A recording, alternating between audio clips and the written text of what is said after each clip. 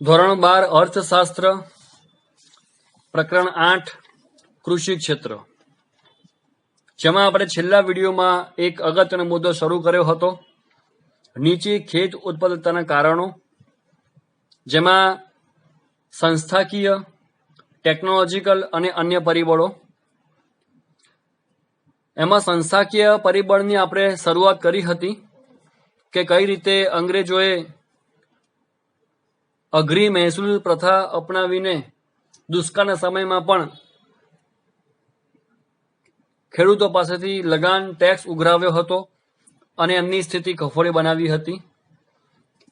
સંસ્થાકીયમાં જે મુખ્ય 4 કારણ છે: જમીન મહેસૂલ ઉઘરાવવાની પ્રથા, ખેત ધિરાણ, કૃષિ પેદાશની વેચાણ વ્યવસ્થા અને ગ્રામીણ સમાજ વ્યવસ્થા. એમાંથી પહેલો મુદ્દો જોઈએ છે આપણે, જમીન મહેસૂલ ઉઘરાવવાની પ્રથા. તો જમીન મહેસૂલ ઉઘરાવવાની આપણે હાલ જે મેં વાત કરી કે ભારત દેશ આઝાદ થયો ત્યારે દેશમાં જમીન મહેસૂલ ઉઘરાવવાની 3 પ્રથા પ્રચલિત હતી. અંગ્રેજોએ કઈ રીતે ઉઘરાણી કરી એ મેં તમને હાલ વાત કરી. હવે વાત છે આઝાદ થયા પછીની. તો આઝાદી પછી ભારતમાં જમીનદારી પ્રથા, મહાલવારી પ્રથા અને રૈયતવારી પ્રથા, આ 3 પ્રથા અમલમાં હતી. આ પ્રથાઓમાં જમીન પર ખેતી ગણોતિયા કે જમીન વિહોણા મજૂર દ્વારા કરવામાં આવતી હતી. હવે આ ગણોતિયા એટલે શું? ગણોતિયા એટલે એવા ખેત મજૂરો કે જેમની પોતાની જમીન નથી, એ કોકની જમીનમાં પગારથી અથવા મજૂરી પેટે અમુક પૈસા લઈને ખેતી કરી આપે છે. મતલબ જેની જમીન છે, જે જમીનનો માલિક છે, એ પોતે એમાં મજૂર નથી કરતો, એ પોતે એમાં પરિશ્રમ નથી કરતો, મહેનત નથી કરતો કે કામ નથી કરતો. બીજા માણસો આવા રાખે છે જે ગણોતિયા છે, જેની પાસે પોતાની જમીન નથી, જે લોકો અહીંયા મજૂરી કરે છે અને એમાં પાક ઉત્પાદન કરી આપે છે, એને કહેવાશે ગણોતિયા. તો આ પ્રથાઓમાં જમીન પર ખેતી ગણોતિયા દ્વારા કરવામાં આવતી હતી. દરેક પ્રથામાં માત્ર જમીન પરનું ભાડું અથવા મહેસૂલ ઉઘરાવવાની અલગ અલગ પદ્ધતિનો ઉપયોગ કરવામાં આવતો હતો. જેમાં જમીનદારો, જે જમીન માલિક છે, એ શું કરતા કે ગણોતિયા આખું વર્ષ કે જે કંઈ સિઝન હોય એમાં પૂરેપૂરું ધ્યાન આપતા, મહેનત કરતા, મજૂરી કરતા. અને જમીનદારો, એ જે જમીનના માલિક છે, એ પોતે એમાં કામ કરાવતા ગણોતિયા પાસે અને ગણોતિયામાં મહેનતથી કામ કરતા. પણ જ્યારે પાક બની જાય તો એમાંથી સૌથી મોટો ભાગ એ પોતે લઈ લેતા અને માત્ર થોડોક જ ભાગ, જેનાથી માત્ર એના કુટુંબનું જીવન ચાલી શકે એટલો જ ભાગ અનાજનો એને આપતા હતા. તો જમીનના માલિક હોવાને નાતે એ બધો ભાગ પોતે લઈ લેતા અને ગણોતિયાએ જેને ખરેખર મહેનત કરી છે એના ભાગમાં માત્ર થોડો હિસ્સો આવતો કે જેનાથી એ પોતાના કુટુંબના સભ્યનું માત્ર પેટ ભરી શકતો હતો, બીજું એક્સ્ટ્રા કોઈની આવક હતી નહીં. આના કારણે ગણોતિયાઓને ખેતી કરવામાં રસ રહ્યો નહીં. આખી સિઝન 3 મહિના, 4 મહિના કે અમુક વર્ષ 12 માસ ખેતરમાં તનતોડ મહેનત કર્યા પછી પણ જો માત્ર થોડુંક જ મળવાનું હોય તો પછી એના કરતાં બીજી પ્રવૃત્તિ કરવી સારી એવું લાગવા લાગ્યું. માટે ધીરે ધીરે આ પ્રથાને કારણે ગણોતિયાઓને પણ હવે ખેતીમાં રસ રહ્યો નહોતો. તેઓ ખેતી ક્ષેત્રમાં ઉત્પાદન વધે તેવા નવા પ્રકારો પણ અજમાવવા તૈયાર નહોતા. કારણ કે ગમે એટલો પાક વધારે કેમ ન થાય, એના ભાગમાં થોડો પાક આવવાનો હતો. એટલા માટે આપણે જોયું બીએમાં, કર્મચારી વ્યવસ્થામાં, કે કંપની નફો કરે છે તો કર્મચારીને પોતાના એકમના હાથ પગ સમાન સમજીને થોડો હિસ્સો આપે છે, જેના કારણે જુસ્સો વધે. આપણે શીખી ગયા કે એને કહેવાશે પ્રોત્સાહન. એ નાણાકીય પ્રોત્સાહન પણ શીખ્યા આપણે અને બિન નાણાકીય પ્રોત્સાહન પણ શીખ્યા. તો અહીંયા એ જમાનામાં અભાવ હતો. જો એ જમાનામાં જમીન માલિકોએ આ ગણોતિયાઓને પ્રોત્સાહન રૂપે થોડોક વધુ ભાગ આપ્યો હોત તો કદાચ એને રસ વધ્યો હોય અને ખેતીમાં નવે પ્રકાર શોધ્યા પણ હોત અને વધુ પાક કેમ થાય એમ પણ પ્રયત્ન કર્યો હોત. પરંતુ અહીંયા આ પ્રથામાં ગણોતિયાઓને માત્ર થોડો ભાગ આપવામાં આવતો હતો. માટે ગણોતિયાઓ પણ હવે ખેતીમાં વધારો કેમ કરવો એ વિશે વિચારવા તૈયાર નહોતા. આ રીતે ધીરે ધીરે ખેતી ક્ષેત્રનું ઉત્પાદન પણ અસ્થિર થવા લાગ્યું, ધીરે ધીરે ઘટવા લાગ્યું અને એક બાજુ દેશની વધતી વસ્તી, વધતી જરૂરિયાત અને પહોંચવા માટે ખેતીમાં વધારો થવો આવશ્યક હતો, પરંતુ આ કારણે ઉપરથી ધીરે ધીરે ઘટાડો થઈ ગયો. આઝાદી પૂર્વે ખેડે તેની જમીન એ કાયદા હેઠળ ખેડ હક સલામતી અને ભાડા નિયમન અંગેના ઘણા કાયદા પસાર કરવામાં આવ્યા હતા કે જે ખેડે એની જમીન એ બધો પાક એનો. પરંતુ આ કાયદા બનવા અલગ વસ્તુ છે, એનું પાલન થવું બીજી વસ્તુ છે. તમે હાલ વર્તમાન સ્થિતિની વાત કરી જુઓ, કેટલા કાયદા બન્યા છે અને ખરેખરનું પાલન થાય છે કે નહીં. કાયદા બનાવી દેવા એ બીજી વસ્તુ છે, એનું પાલન કરવું એ બીજી વસ્તુ છે. માત્ર કાયદા બનાવવાથી કામ નહીં થાય, એનું ચુસ્તપણે પાલન થવું જોઈએ. હું આપને બીએમાં પણ કહેતો હતો કે આયોજન, કે તમે આયોજન કર્યું કે હું આ દિવસમાં આટલું મોઢે કરીશ, એ ખાલી બનાવ્યું છે, એનું પાલન કરવું જરૂરી છે ચુસ્તપણે. તમે જે ટાર્ગેટ મૂક્યો હોય કે 2 દિવસમાં હું આટલું કામ કરી, આટલી મહેનત કરીશ, તે એ બનાવ્યું કહેવાય. એનો અમલ થવો જોઈએ તો એનું મહત્વ છે. તો આઝાદી પૂર્વે ઘણા બધા કાયદા બનાવ્યા હતા ગણોત્યાઓ માટે, પણ એનો અમલ ન થયો. કાયદા બનવા અને અમલ ન થવો એ વસ્તુ પ્રાચીન કાળથી ચાલતી આવી છે, વર્તમાન સુધી પણ હાલ ચાલી રહી છે. તો એ જમાનામાં કાયદા બન્યા પરંતુ પાલન ન થયો, માટે ખેડૂતનું શોષણ વધતું ગયું, શોષણ મુક્ત ન કરી શક્યા અને સરવાળે કૃષિ ક્ષેત્રમાં નીચી ઉત્પાદકતાનો પ્રશ્ન ઘણો વિકટ બનતો ગયો. સંસ્થાકીય પરિબળમાં બીજું કારણ છે ખેત ધિરાણ. હવે ધિરાણ શું છે એ આપણે બેંકના ચેપ્ટરમાં શીખ્યા છે, 11 કોમર્સમાં પણ શીખી ચૂક્યા છે આપણે વાણિજ્ય વ્યવસ્થામાં, કે બેંકના મુખ્ય 4 હાર્દરૂપ કાર્યો હતા, જેમાં એક કારણ હતું ધિરાણ કરવું. તો એ કાર્ય ધિરાણ કરવું એટલે શું? તો એ વાત છે ખેત ધિરાણની. મતલબ ખેડૂતોને ખેતી માટે જેટલા પૈસાની જરૂર હોય એટલા પૈસા સરકાર તરફથી એમને આપવામાં આવે ને કહેવાય ખેત ધિરાણ. કારણ કે ખેડૂતો પાસે પૈસા ન હોય પણ સારું વાવેતર કરવું હોય, સારો પાક લેવો હોય અને સારી ખેતી કરવી હોય, તેમાં બિયારણ સારું જોઈએ, સારું ખાતર જોઈએ, જંતુનાશક દવાઓ જોઈએ. આ બધી ખરીદી કરવા માટે ખેડૂત પોતે આર્થિક સદ્ધર હોતો નથી. તો સરકાર જો એમને આ ખેતીના કામકાજ માટે જો ધિરાણ કરી આપે તો તેમને આર્થિક ટેકો મળે અને એ પોતાનું કામ કરી શકે અને ખેતી વધે. પરંતુ આઝાદી સમયથી ખેત ધિરાણમાં ભારત સરકાર તરફથી ખૂબ નિષ્ક્રિય કામગીરી જોવા મળી છે, જેને કારણે ખાનગી નાણાં ધીરનાર મતલબ કે જે સરકાર નથી, સરકાર સિવાયની જે વ્યક્તિઓ હોય એ વ્યક્તિઓ પૈસા એ લોકોને વ્યાજે આપે છે, એ લોકોની મોટી ભૂમિકા જોવા મળે છે. ખેડૂતોને સરકાર મદદ ન કરતી હોવાથી પછી એ લોકોએ આ વ્યક્તિઓ પાસે જવું પડે છે અને નાણાં ધીરવા પડે છે, નાણાં લેવા પડે છે વ્યાજે, અને પછી ખેતી કરવી પડે છે.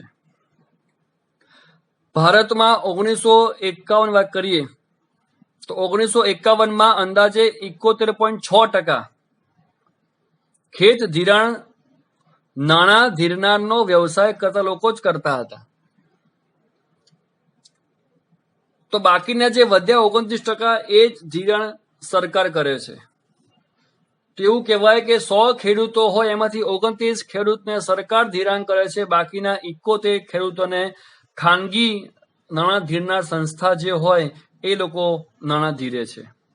અને આ ધિરાણનું વ્યાજ એટલું ઊંચું હોય છે કે ખેડૂતોને એ પોષાય એમ નથી, પણ સરકાર મદદ ન કરતી હોવાથી એમની પાસેથી મદદ લીધા સિવાય બીજો ઓપ્શન પણ રહેતો નથી. અને એ જમાનામાં 1951ની આસપાસ ખેડૂતો એટલું ભણ્યા પણ નથી હોતા, જેને કારણે નાણાં ધીરનાર વ્યક્તિઓ હિસાબમાં ગરબડ કરીને ગરીબ જે ખેડૂતો એને છેતરતા હતા. એટલે એકવાર નાણાં લાવ્યા હોય, આજીવન એનું વ્યાજ ભરતા રહે, એની મૂડી ભરતા રહે, પણ કદી એ દેવું પતતું નહોતું. એનું કારણ શું હતું? અભણ ખેડૂતોની ઉપર છેતરપિંડી. હિસાબમાં ગરબડ કરીને વ્યાજમાં ગોટાળા કરીને આ નાણાં ધીરનાર લોકો આમનું શોષણ કરવા લાગ્યા. એટલે અંગ્રેજો ગયા પછી પણ એમની સ્થિતિ આવી જ રહી, એમનું શોષણ થતું રહ્યું. અને જે કામગીરી સરકારને કરવાની હતી એમાં નિષ્ક્રિય જોવા મળ્યું. માટે ખેત ધિરાણ એ એવું કારણ છે સંસ્થા કે જેને કારણે ખેતીનું ઉત્પાદન ઘટી ગયું. આઝાદી પછી સરકારે રાષ્ટ્રીય સ્તરે બેંકોનું વિસ્તરણ કર્યું, જેને કારણે પછી ધીરે ધીરે નાણાં ધીરનારનો વ્યવસાય કરતા લોકોનું પ્રમાણ, એનું મહત્વ ઘટવા લાગ્યું. અને સરકારે ખેડૂતની મદદ માટે પછી 1975માં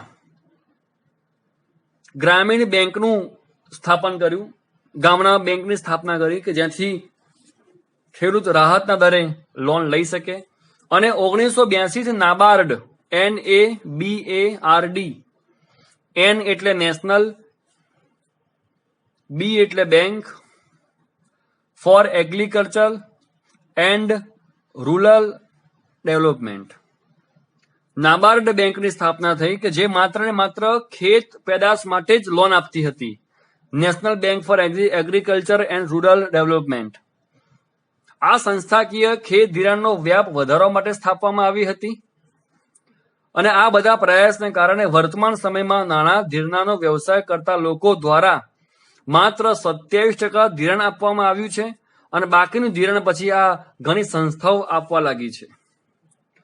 આ તમામ બાબત પરથી સ્પષ્ટ થાય છે કે ખેડૂતનો સંસ્થાકીય ખેત ધિરાણના નિયમો સિવાયના ખેત ધિરાણમાં ધિરાણ મેળવવા પાછળનો ખર્ચ ઊંચો રહેતો હોવાથી ખેડૂતોની કૃષિ ક્ષેત્રની આવક નહિવત રહેવાથી ખેડૂતોએ વધુ પ્રમાણમાં રસ રાખ્યો નહીં, કે ખેડૂતોને ખેતી પ્રત્યે આકર્ષણ પણ રહ્યું નહીં. એ ટૂંકમાં ખેડૂતોને જે ધિરાણ મળવું જોઈએ સસ્તા વ્યાજના દરે, ઓછા વ્યાજના દરે, ઓછી મહેનતથી, ઝડપથી જે ધિરાણ મળવું જોઈએ એ ક્યાંયથી પણ નથી મળી રહ્યું. જેને કારણે કહી શકાય કે ખેડૂતોને પછી વધુ ઉત્પાદન કરવામાં, વધુ ખેતી કરવામાં રસ રહ્યો નહીં અને ખેડૂતોને ખેતીમાં આકર્ષણ રહ્યું નહીં. તો બીજું હતું સંસ્થાકીય પરિબળ ખેત ધિરાણ, કે એમાં ધિરાણ ન મળવાથી પણ ખેતી ઘટી ગઈ છે. સંસ્થાકીય પરિબળમાં ત્રીજું કારણ છે કૃષિ પેદાશની વેચાણ વ્યવસ્થા. માની લો કે એકવાર ગમે તેમ કરીને ખેડૂતોએ વાવેતર કરી પણ લીધું, પણ પછી વેચાવું તો જોઈએ, અને પણ સારા ભાવે. જે ખેડૂતે આટલા 3-4 મહિના કે જે કઈ સિઝન હોય કે આખું વર્ષ મહેનત કરી હોય ખેતરમાં અને પછી એ યોગ્ય ભાવે ન વેચાય તો પણ મુસીબત તો ઊભી ને ઊભી જ છે.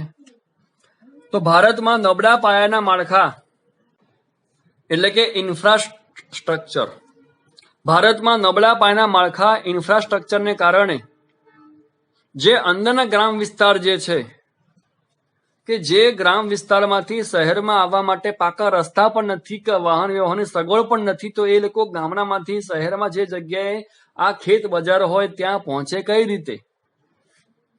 આપણે વાત કરી શરૂઆત બીજા વિડીયોમાં વાત થઈ હતી કે હજુ પણ અમુક ગામડામાં 24 કલાક વીજળી, ચોખ્ખું પીવાનું પાણી, વાહન વ્યવહારની સગવડ, શિક્ષણની વ્યવસ્થા, પાકા રસ્તા કે સિંચાઈ વ્યવસ્થા હજુ પણ પ્રાપ્ત નથી.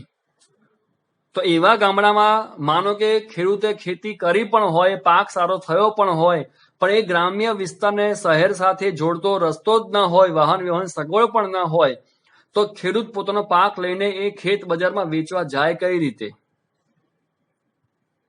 અને ખેત બજારમાં ખેત ઉત્પાદન પછી તરતના બજાર ભાવ અને મોસમના અંતે મળતા ભાવ વચ્ચે મોટો તફાવત જોવા મળે છે. એટલે કે ખેડૂતો પાસેથી ઓછા ભાવે માલ ખરીદી લેવામાં આવે છે અને પછી શહેરમાં પ્રજાને મોટા ભાવે, ઊંચા ભાવે આ વસ્તુ વેચવામાં આવે છે. મહેનત કરે ખેડૂત 3-4 મહિના કે આખી સિઝન, એમાં તનતોડ મહેનત કરે ખેડૂત, પણ નફો લઈ જાય છે વચલા સંગ્રહખોરો, વચેટિયાઓ. તો ખેડૂતોને બદલે આ વેપારીઓ જે હોય, સંગ્રહખોરો જે હોય, એ લોકો નફો લઈ જાય છે. તો ખેડૂતોને ધિરાણ મળે કે ના મળે, વાવેતર થયા પછી પણ આ સમસ્યા ઊભી છે કે જો એ વ્યવસ્થા, વેચાણ વ્યવસ્થા નહીં થાય, યોગ્ય ભાવે એનું વેચાણ નહીં થાય, તે એમના જે પૈસા રોક્યા હોય છે એ પણ પાછા નથી આવતા. નફો તો બાજુમાં રહ્યો, જે રોકાણ કર્યું હોય છે એ પણ મળતું નથી. એટલા ઓછા ભાવે એની પાસેથી એ પોતાનો પાક ખરીદવામાં આવે છે.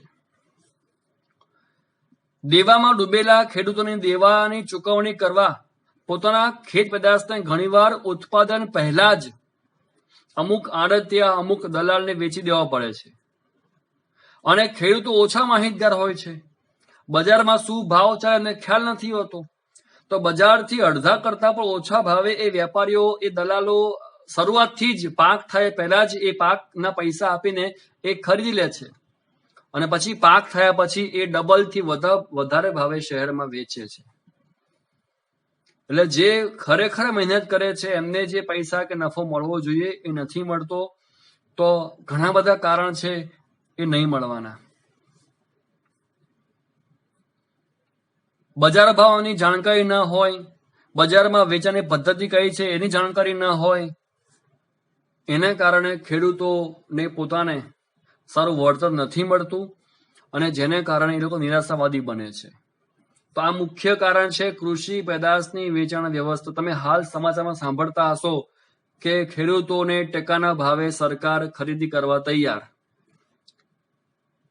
તો ટેકાના ભાવ મતલબ કે ખેડૂતોને જે યોગ્ય ભાવ મળવો જોઈએ એ ભાવ આપવા તૈયાર છે, એને કહેવાશે ટેકાનો ભાવ. તો અહીં મુદ્દો એ છે, કૃષિ પેદાશની વેચાણ વ્યવસ્થા એ જમાનામાં એ રીતની હતી કે ખેડૂતોને યોગ્ય વળતર નહોતું મળતું, જેને કારણે એમને રસ ઓછો હતો. તો આ ત્રીજું કારણ હતું સંસ્થાકીય ખેતી ઘટવાનું. અને ચોથું ને છેલ્લું કારણ છે સંસ્થાકીય પરિબળનું ગ્રામીણ સમાજ વ્યવસ્થા. કે ભારતના ખેડૂતો મોટા ભાગે પ્રારબ્ધવાદી અથવા તો અપૂરતી માહિતી ધરાવે છે.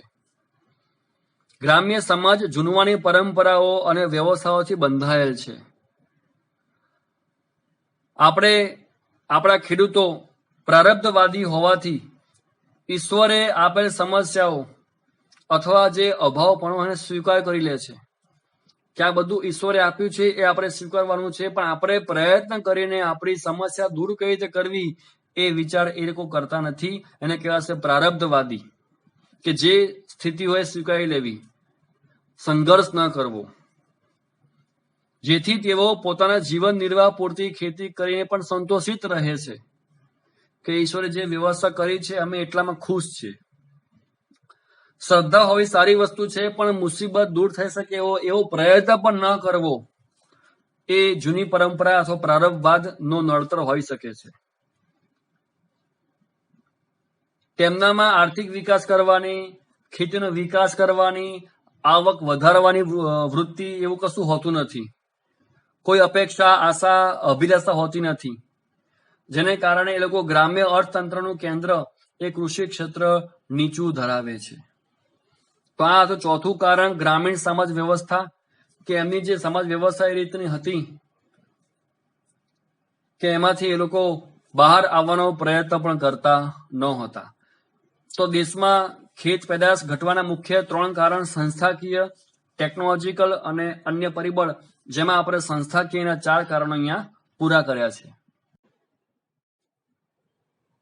અને હવે બીજું કારણ છે ટેકનોલોજીકલ પરિબળો. આપણે જાણીએ છીએ કે ભારતમાં પ્રાચીન કાળથી ખેતી જે થઈ રહી છે એ ખૂબ જ જૂની પદ્ધતિથી થઈ રહી છે. ભારતના કૃષિ ક્ષેત્રમાં પાકની બાબતમાં પરંપરાગત એવી જૂની પદ્ધતિનો જ ઉપયોગ થતો જોવા મળે છે. જૂના સાધનો, જૂનવાણી વિચારધારા, જૂની પદ્ધતિ, એના કારણે આપણું કૃષિ ક્ષેત્ર નબળું બન્યું છે. વર્તમાન સમયમાં ઘણા બધા અવનવા સાધન બની ગયા છે. એમાં થ્રેસર, ટ્રેક્ટર, ઘણા બધા યંત્રો બન્યા છે.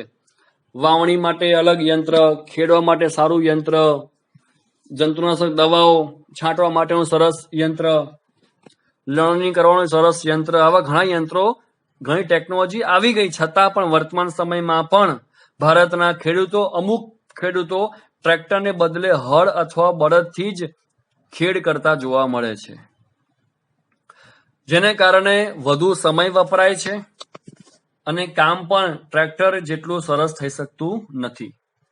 સુધારેલા બિયારણને બદલે પરંપરાગત બિયારણ પણ વાપરે છે. જે હાઇબ્રિડ નવા બિયારણ નીકળ્યા છે એનો ઉપયોગ કરે તો સારો પાક મળે એમ છે, છતાં પણ એ લોકો પરંપરાગત જૂના બિયારણ જ વાપરે છે, જે નીચું ઉત્પાદન કરી આપે છે. રાસાયણિક ખાતરની જગ્યાએ એ લોકો છાણિયા ખાતરનો ઉપયોગ કરે છે, જેને કારણે પણ પાક ઓછો થાય છે. અને પાકના રક્ષણ માટે જે દવાઓ વપરાવી જોઈએ એનો ઉપયોગ પણ ખેડૂતો ઓછા પ્રમાણમાં કરે છે. ટૂંકમાં જેટલી પણ ટેકનોલોજી છે એનો ઉપયોગ નથી કરતા. અમુક જગ્યાએ હજુ પણ ઉપયોગ થઈ શકતો નથી, જેના કારણે ખેતીનું ઉત્પાદન ઘટી ગયું છે. તો આ હતું ટેકનોલોજીકલ પરિબળ કે જેને કારણે ભારતમાં ખેતીનું ઉત્પાદન ઘટી રહ્યું છે. ત્રીજું છે અન્ય પરિબળ.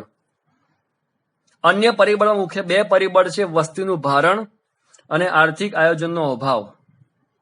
તો નીચી ખેત ઉત્પાદકતામાં સંસ્થાકીય, ટેકનોલોજીકલ અને હવે અન્ય પરિબળમાં બે પરિબળ છે. પહેલું છે વસ્તીનું ભારણ. આપણે વાત થઈ પ્રકરણ 7માં પણ કે આઝાદી સમયથી અત્યાર સુધીમાં વસ્તી હંમેશા વધતી રહી છે, એનો વૃદ્ધિ દર પણ વધતો રહ્યો છે. અને આ વધતી વસ્તીને પહોંચી વળવા માટે જરૂરી ખેતી પણ થવી જોઈએ, પણ એ હજુ વ્યવસ્થિત થઈ શકતી નથી. એના કારણ ઘણા બધા આપણે જોયા છે. અને હવે આ વસ્તીનું ભારણ શું છે, તો આપણે એ પણ જોયું શરૂઆતમાં કે ભારતના લગભગ 72% લોકો પ્રાથમિક ક્ષેત્રમાં જોડાયેલા હતા, ખેતીના કામમાં જોડાયેલા હતા. હવે સ્વાભાવિક છે કે ભારતની વસ્તીના 72% લોકો ખેતીમાં રોકાયા હોય તો ખેતીમાં કામ સારું જ થવાનું છે. વધુ માણસો કામ કરતા હોય તો પાક વધુ થવાનો જ છે. પણ પછી આપણે જોયું કે ધીરે ધીરે પછી લોકો ખેતીમાંથી ધીરે ધીરે ઉદ્યોગમાં તરફ વળ્યા છે. તો લોકોએ ગામડામાંથી શહેરમાં આવ્યા છે, ખેતી કામ છોડીને નોકરી કે ઉદ્યોગ કે સેવામાં જોડાયા છે, જેને કારણે ખેતીમાં રોકાયેલ લોકોનું પ્રમાણ ઘટી ગયું છે. આઝાદી સમયે જે લગભગ 72% વસ્તી ભારતની ખેતીમાં રોકાઈ હતી તે 2002ની વાત કરીએ તો માત્ર 58% થઈ ગઈ હતી. 72 થી ઘટીને 58. તો આ જે 14% ઘટી ગઈ વસ્તી, એને કારણે કહી શકાય કે એટલું ખેતીનું પાક ઓછો થવાનો છે. સ્વાભાવિક છે, વધુ મજૂરો કામ કરતા હશે તો ખેતીનો પાક વધુ થવાનો છે, પણ એમાંથી અમુક મજૂરો જતા રહે અને નોકરી કે ઉદ્યોગમાં લાગી જાય અને ખેતીમાં ઓછા માણસો કામ કરતા હોય તો સ્વાભાવિક છે એનું કામ ઘટવાનું છે.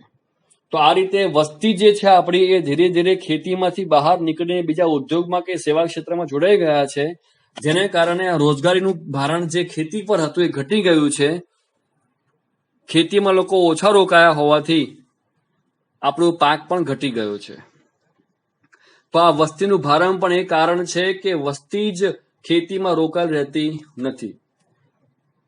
જે લોકો ખેતીમાં રોકાયા હતા અને હાલ જે ખેતીમાં રોકાયા છે એ સંખ્યામાં ધરખમ ઘટાડો થયો છે. અને 100 વાતની એક વાત કે હવે પહેલા કરતા લોકો ખેતીમાં ઓછા રોકાયા જોવા મળે છે, જેને કારણે ખેતીનો પાક પણ ઓછો થાય છે. બીજું કારણ છે આર્થિક આયોજનનો અભાવ. આપણે પહેલા પણ જોયું હતું કે પહેલી પંચવર્ષીય યોજનામાં સરકારે ખેતી ઉપર જ ભાર મૂક્યો હતો, પણ બીજી પંચવર્ષીય યોજનાથી ભારત સરકારે લગભગ 1956 થી ત્યારથી બીજી પંચવર્ષીય યોજનામાં મુખ્ય ભારણ બની ગયું ઉદ્યોગ. તો ત્યારથી જ આપણે ખેતીની ઉપેક્ષા કરતા આવ્યા છે. ખેતીને જે રક્ષણ મળવું જોઈએ, જે લોન મળવી જોઈએ, ધિરાણ મળવું જોઈએ, સબસિડી મળવી જોઈએ, રક્ષણ મળવું જોઈએ, વીમા યોજના મળવી જોઈએ, એ નથી મળી અને બધો લાભ ઉદ્યોગને મળ્યો છે. તો આપણો જે આર્થિક આયોજન જે ભારત સરકારે કર્યું છે એ આર્થિક આયોજનમાં જ અભાવ છે. શરૂઆતથી જ આપણે ખેતીની ઉપેક્ષા કરી છે. જે લાભ ખેતીને મળવો જોઈએ, જે ધ્યાન અપાવવું જોઈએ ખેતી ઉપર, જે એનો હિસ્સો મળવો જોઈએ આર્થિક આપણા આવકનો, એ નથી મળ્યો. અને એ બધો લાભ આપણે માત્ર ને માત્ર ઉદ્યોગને આપ્યો છે, કારણ કે ઉદ્યોગનો વિકાસ થાય તો દેશનો વિકાસ થાય એ વિચારસરણીથી આપણે ખેતી ઉપર ધ્યાન ઓછું કર્યું છે.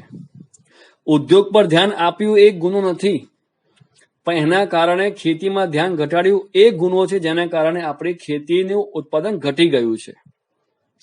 એટલે આપણા આર્થિક આયોજનમાં અભાવ હતો કે જેના કારણે આપણે ખેતી પર ભાર ના આપી શક્યા અને જેટલી જરૂરી સવલતો આપવાની હોય ના આપી શક્યા.